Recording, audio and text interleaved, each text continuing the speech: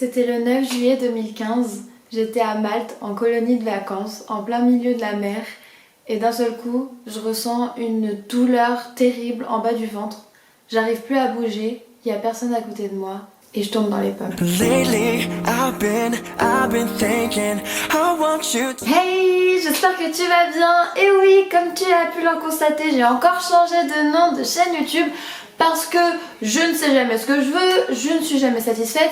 Alors voilà, j'espère que celui-là va être le bon et que je vais le garder jusqu'à la fin. Donc c'est Appelle-moi Marie. Pourquoi Appelle-moi Marie? Tout simplement parce que j'ai deux prénoms, c'est Charlotte et Marie, et je préfère qu'on m'appelle Marie. Donc je trouve que ce nom YouTube me correspond totalement. Je vais vous raconter mon périple en colonie de vacances où j'ai clairement failli mourir. Heureusement qu'il y avait mes potes, heureusement que j'étais entourée parce que sinon en vrai j'aurais vraiment pu mourir. Enfin bref, je vous raconte tout ça. Donc pour vous mettre un peu en contexte et pour que vous compreniez un peu les choses, je devais partir en colonie de vacances comme chaque année à Malte. Donc du coup c'était en juillet 2015. J'avais 14 ans. En fait, 1 ou 2 semaines avant de partir à Malte, je commençais à avoir des douleurs au niveau des reins. C'était des douleurs pendant 1 minute maximum et ça c'était très fort, très intense pendant 1 minute, c'est-à-dire vraiment comme si on vous poignardait le dos. Ça me faisait super mal, j'étais en PLS à chaque fois que j'avais ça, mais ça faisait comme des crises de douleur en fait, mais ça durait que 1 minute.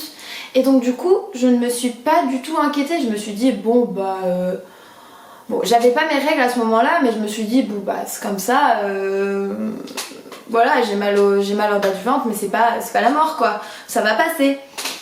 Sauf que c'était un peu comme ça tous les 2-3 jours pendant 2 semaines, j'avais ça, mais je me suis pas plus inquiétée que ça. Je l'ai quand même dit à ma maman, à mes parents, j'ai dit c'est bizarre quand même, j'ai super mal au niveau des reins, j'ai vraiment super mal par moment. Et en fait après quand la crise arrête, je n'ai plus du tout mal, je n'avais plus du tout mal. Donc mes parents ne se sont pas plus inquiétés que ça et moi non plus. Bon bah je fais mes valises, je pars en colo, tout se passe bien, c'est trop cool.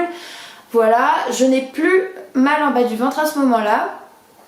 Sauf que en fait à Malte il faisait très chaud, il faisait 35 ou 40 degrés. Donc voilà, mais je me protégeais, je mettais ma petite casquette, tout ça. Grosse erreur de ma part parce que je ne buvais pas beaucoup. C'est très dangereux les amis, surtout en temps de canicule et l'été c'est très dangereux. Et moi en fait j'aurais juste dû boire. Ce serait jamais arrivé ce qui est arrivé si j'avais beaucoup bu. Donc du coup en fait je m'en souviens, c'était un jour où on partait en excursion. Donc en fait on était tout simplement à la plage et tout ça. Donc du coup vu que c'était une journée d'excursion, on avait mangé notre petit pique-nique, on avait pris le car et tout. Et en sortant du car, je commence à avoir un peu la tête qui tourne et tout. Et je me dis, oula, je suis en transfert d'insolation, il faut quand même que je boive. Donc j'ai bu un petit peu et ça allait mieux après. Voilà, j'ai mangé mon sandwich, je m'en souviens très bien de ça parce qu'il était même très dégueulasse. Donc je m'en souviens très bien. Après je m'en souviens...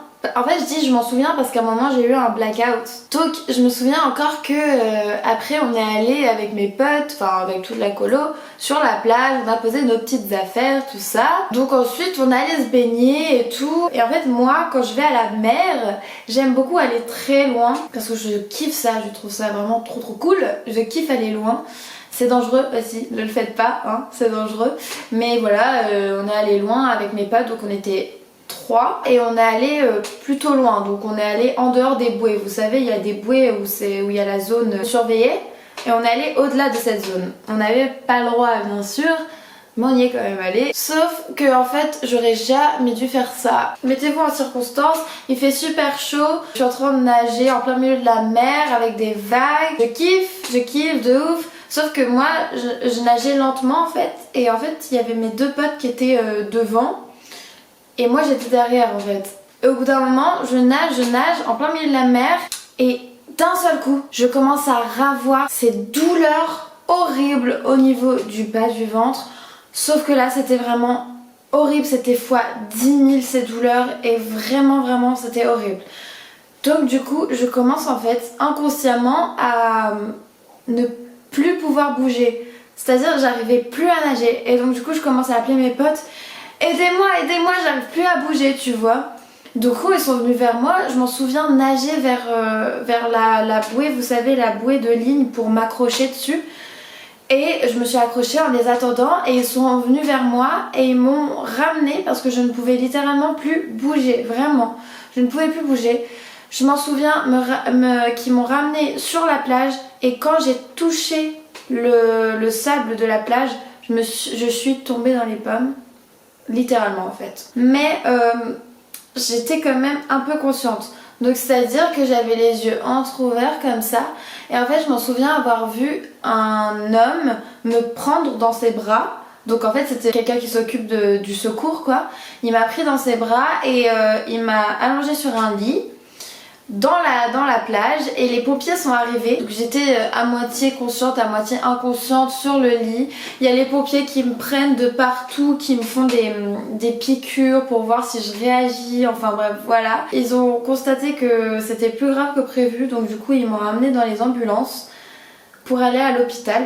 Donc du coup j'arrive à l'hôpital et en fait là je m'en souviens plus du tout de ce qui s'est passé. Je m'en souviens en fait que dans le camion j'étais avec la directrice de la colo qui est venue avec moi parce que j'étais mineure à l'époque et je m'en souviens juste avoir eu mon père au téléphone et j'étais en train de lui parler complètement à l'ouest parce qu'en fait je crois qu'il m'avait donné des médicaments ou juste parce que j'étais tombée dans les pommes et enfin j'étais entre l'inconscient et le conscient, enfin bref je sais plus mais je m'en souviens juste que j'étais complètement à l'ouest, j'étais en train de parler à mon père en mode ouais allô, ouais ça va, t'inquiète.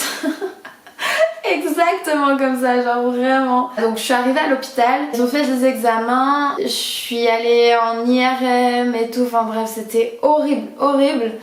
Et en fait ils se sont autant pressés parce que c'était pas grave mais ça faisait tellement mal et j'étais enfant qu'en fait ils m'ont fait passer avant tout le monde et surtout parce que j'étais en séjour là et je pouvais pas rester donc ils m'ont fait passer avant tout le monde en fait et donc du coup ils ont réussi à détecter très rapidement ce que j'avais et en fait j'ai eu un calcul rénal.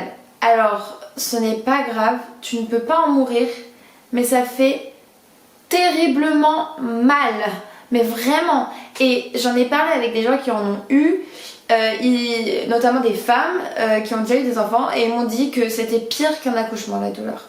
Juste pour vous dire, vraiment. Et quand je vous dis que j'ai failli mourir, c'est que clairement, si j'avais été toute seule en plein milieu de l'eau, sans mes potes, je ne bougeais plus en fait. J'arrivais juste plus à bouger parce que tout était paralysé. J'avais tellement mal que tout était paralysé.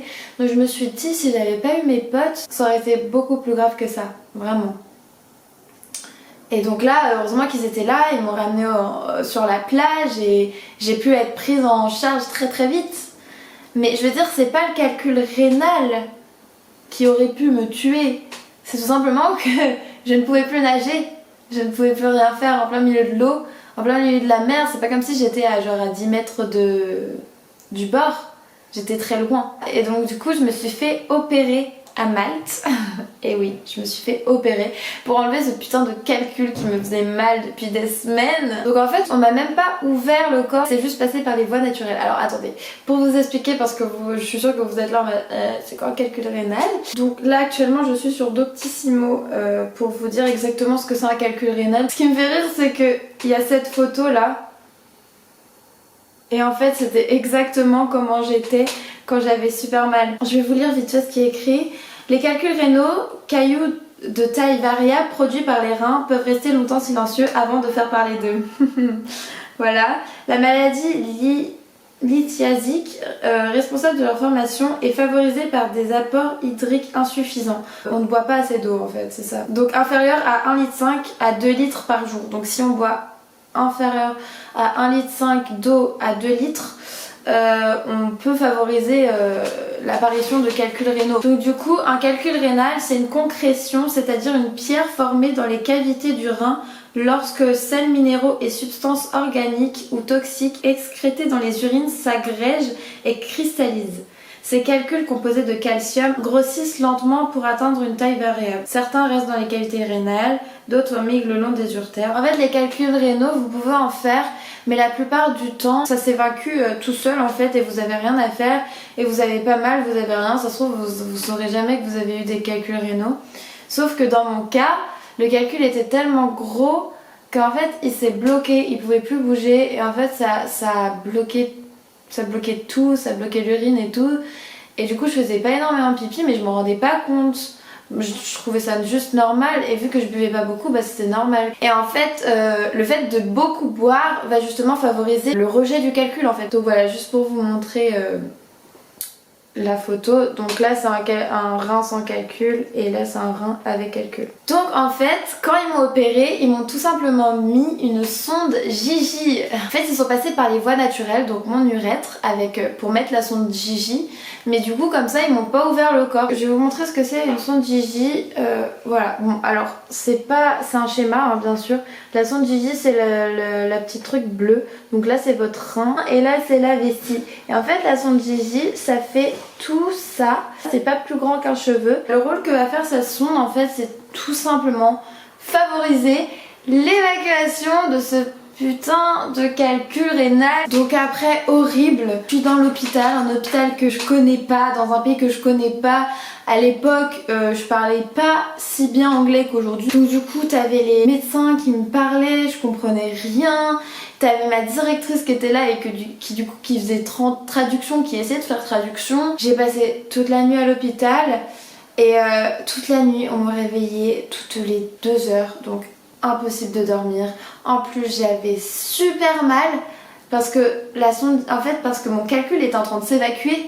Donc j'avais super mal, c'était impossible de dormir. Donc du coup après je suis rentrée, en fait j'ai réussi à rentrer. On m'a demandé si je voulais rentrer sur Paris ou si je voulais rester à la colo. Je dis bien sûr que je reste à la colo, je vais pas rentrer sur Paris. Donc je suis restée à la colo et voilà, après j'ai fini la fin de la colo tout à fait normalement. Sauf que à chaque fois que je faisais pipi, c'était blindé de sang. C'était que du sang. C'était pas du pipi, c'était du pipi sang. Enfin bref, c'était horrible. Et en fait quand je faisais pipi, ça me brûlait. Et c'était comme ça pendant à peu près une semaine. Et je voyais de jour en jour que quand je faisais pipi du sang, mon sang était de plus en plus rosé. Donc c'est à dire que le calcul était de plus en plus en train de partir. Et au bout d'un moment j'avais plus du tout de sang. Et donc ça c'était vraiment trop bien. Et voilà. Et du coup après j'ai dû faire une deuxième opération en France, arriver en France pour enlever cette sonde Gigi. Et voilà. C'est la fin de cette histoire. Donc du coup, petite morale de l'histoire, si vous ne voulez pas avoir un calcul comme moi et gâcher vos vacances, eh bien buvez beaucoup, buvez énormément. J'espère que cette petite story time vous aura plu. Si ça vous plaît, je vous invite à vous abonner, à lâcher un like, à partager comme d'habitude et à appuyer sur la petite cloche pour recevoir une notification à chaque fois que je sors une vidéo. Voilà, je vous dis à plus pour une prochaine vidéo. Bisous. You miss every word we can take back, 'cause with all that has happened, I